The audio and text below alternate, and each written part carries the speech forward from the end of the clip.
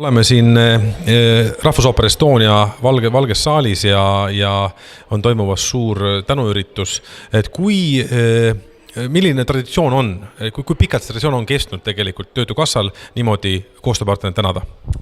Me oleme oma koostööpartnereid tänanud 7 aastal ja viimased 6 aastat on see toimunud siin Estonia teatri valges saalis. Et meie jaoks on see selline sümboolne koht, kuna meie tunnustatavad inimesed tulevad kokku üle Eesti, nii et siin sellises kenas õhkkonnas kokku saada, omavahel tuttavaks saada, ka kogemusi vahendada on, ma arvan, et väga, väga väärikas. Ja see on meie võimalus öelda koostööpartneritele aitäh.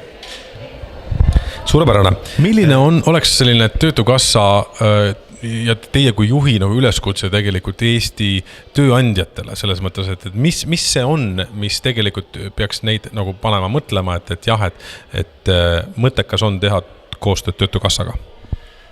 No eelkõige see on ikkagi, inimene on meil kõige suurem väärtus ja ma ei ütle seda ka pelgalt niisama, vaid me nägime ka kriisiaastatel tööandjate poolt väga erinevat suhtumist inimestesse. Päris paljud tööandjad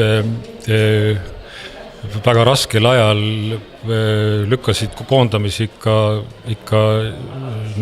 või kasutasid koondamist viimase võimalusena ja teades, et õige pea algab majanduskasv ja väärt töökäsi on siis seda keerukam leida, et inimesed on lahkunud kas teise ettevõttesse või veelgi halvem siis Eestist välja. Nii et üleskutse on ikkagi see, et rääkida inimestega, hoida nii-öelda kätt pulsil, vaadata, kas inimeste oskused vastavad nendele nõuetele, mis vaja on. Selleks oleme meie ellu kutsutud, et siis neid vajakajäämisi tasandada, kas hoida silmad lahti ka näiteks, kui kuskil piirkonnas keegi või mõni ettevõte peab ennast ümber struktureerima, seal jääb inimesi üle, siis jälle meie toel on võimalus need inimesed aidata siis teise ettevõttesse. Nii et selline avatud koostöö ka omavahel, tõenäoliselt tööandjad teevad seda rohkem võib-olla kui riigiasutustega, aga Töötukassal on see suur pilt nii üle Eesti kui ka igas regioonis olemas. Nii et püüame need lahendused leida nende võimaluste piires alati, mis meil antud on. Suured tänud teile!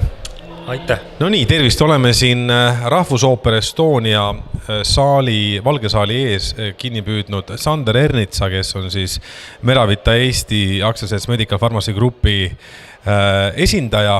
Ja teie olete siis täna võitnud Valgamaa aasta tööandja tiitli. Kuidas see tuli? Mul on väga suur au olla täna siin Rahvusooper Estonias ja võtta vastu Töötukassa poolt Valgamaa 2018 parim tööandja, kelleks on siis Meravita aktsiaselts Medical Pharmacy Group.